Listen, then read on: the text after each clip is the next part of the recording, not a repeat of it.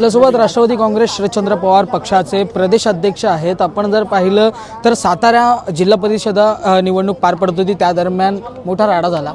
त्या राड्यामध्ये म्हणजे त्या जिल्ह्याचे पालकमंत्री, शिवसेनेचे मंत्री शंभूराज देसाई यांना धरपकड केली, त्यांना फरफटत बाहेर काढलं असं त्यांनी स्वतः म्हटलेलं आहे। आणि हा राडा झाला, परंतु त्यामध्ये मिठाचा खडा टाकला जर कोणी असेल तर तो तुम्ही टाकला असं महेश शिंदे म्हणत आहेत। नेमकं काय घडलं होतं? तुम्ही देखील त्या ठिकाणी उपस्थित होतात, नेमकं काय झालं होतं? मिठाचा खडा मी टाकत नाही, पण जिथं अशा प्रकारची हुकुमशाही चालते तिथं मी जातो, तिथं मी खडा म्हणून उभा राहतो।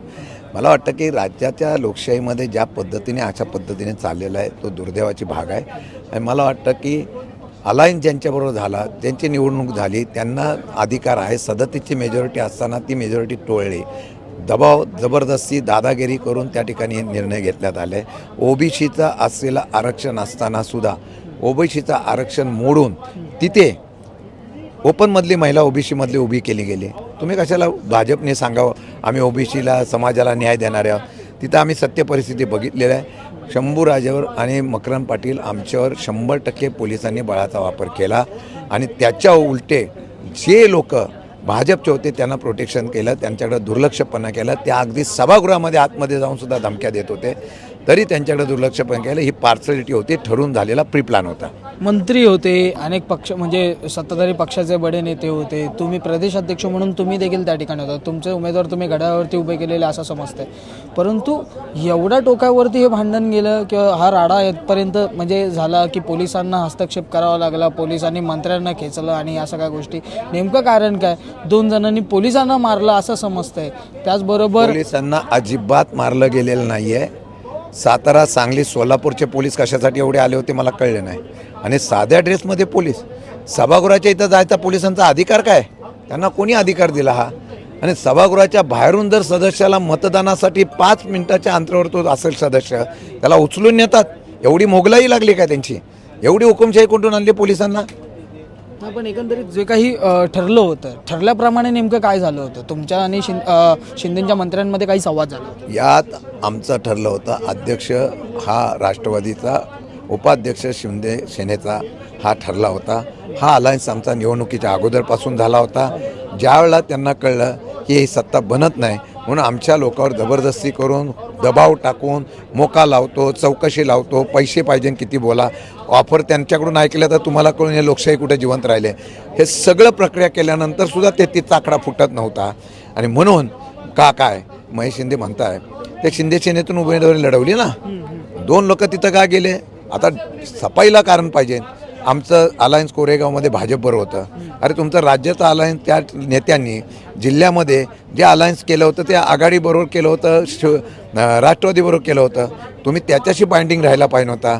आपण पळवाट काढू नका। आणि तुम्ही जी मतं घेतली ते तुमच्या उमेदवार तिथं उभे केले, त्याला पाडून आलेले माझ्या लोकांकडून घेतले ना। 2 लोक तुम्ही जबरदस्ती फोडले, त्यांना आणून दाखवतो समोर काय बोलले, त्यांना कशा पद्धतीने धमक्या दिल्या ते वगैरे।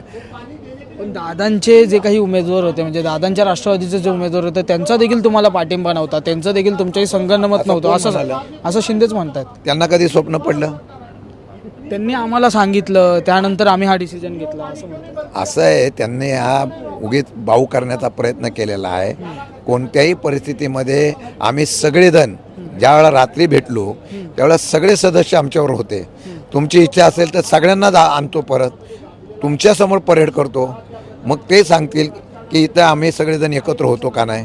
आणि मग शशिकांत शिंदेचं मीच सभासदांना आत घेऊन आलो ना, 12च्या आत त्यांना येऊन देत नव्हते आतमध्ये, कारण तिथं थांबवायचं आणि तिथं त्यांना मतापासून वंचित करायचा असा प्लॅन चालला होता। हा संपूर्ण विषय आता सभागृहात देखील मांडण्यात आला। जे SP आहेत त्यांचं निलंबन करण्याची मागणी करण्यात आलेली आहे। एकंदरीत तुम्हाला काय वाटतं? निलंबन आणि PI जे कोणी अधिकारी असेल, 100 पोलीस असेल, त्यांना बडतर्फ करावा, त्यांचा बॅकग्राऊंड चेक करावा। त्या बॅकग्राऊंडवर जर ते दोषी असतील तर ते निश्चितपणा हा पोलीस दलाला लागलेला कलंक आहे, त्याच्यावर कारवाई ही झालीच पाहिजे। मंत्र्यांना खरंच फरफटलेलं तुम्ही 100% हो। हे माझे हात बघा, हे असे काय, हे त्या दिवशीचे डाग आहे, तिथं धरपकड चाललेली आहे। मी स्वतः सांगतोय, ही खरी गोष्ट आहे। धन्यवाद आमची संवाद साधल्याबद्दल। आपल्यासोबत शशिकांत शिंदे होते। खरं पाहायला गेलं तर साताऱ्यामध्ये झालेल्या संपूर्णतः या जिल्हा परिषदेच्या निवडणुकीदरम्यान जो काही राडा झाला आणि त्या राड्यामध्ये नेमकं काय खरं झालं, काय खोटं झालं, नेमकं काय ठरलं होतं शिंदेंच्या शिवसेनेचं आणि राष्ट्रवादीचं, या संदर्भात त्यांनी आपल्यासोबत संवाद साधलेला आहे. त्याचबरोबर जे SP आहेत त्यांच्यावरती कारवाई करावी, PI होते त्यांच्यावरती देखील कारवाई करावी असे थेट या ठिकाणी मागणी केलेली पाहायला मिळते. त्याचमुळे आता हे पाहणं महत्त्वाचं असणार आहे, जेव्हा मुख्यमंत्री आणि उपमुख्यमंत्री या विषयावरती बैठक घेतील, जेव्हा त्या ठिकाणी जे नेते उपस्थित होते त्यांना बोलवतील, त्यावेळी नेमकं काय घडतंय, नेमकं काय डिसिजन होतं आहे. कारण की ह्या संपूर्ण राड्यामुळे एकंदरीत जो प्रश्न उपस्थित झाला आहे की राज्यातील सत्ताधारी जे पक्ष आहेत, सत्तेमधले पक्ष आहेत, त्यांच्यातच एकमत नाही का, तेच हमरीतुमरीवरती उतरलेत का, आणि नेमकं त्यामुळे राज्यात नेमकं काय चाललेलं आहे असा प्रश्न उपस्थित झालेला आहे. मुंबईहून मी आदित्य जाधव, कॅमेरामॅन आदित्य कासारेसह तुम्ही पाहतात लोकमत.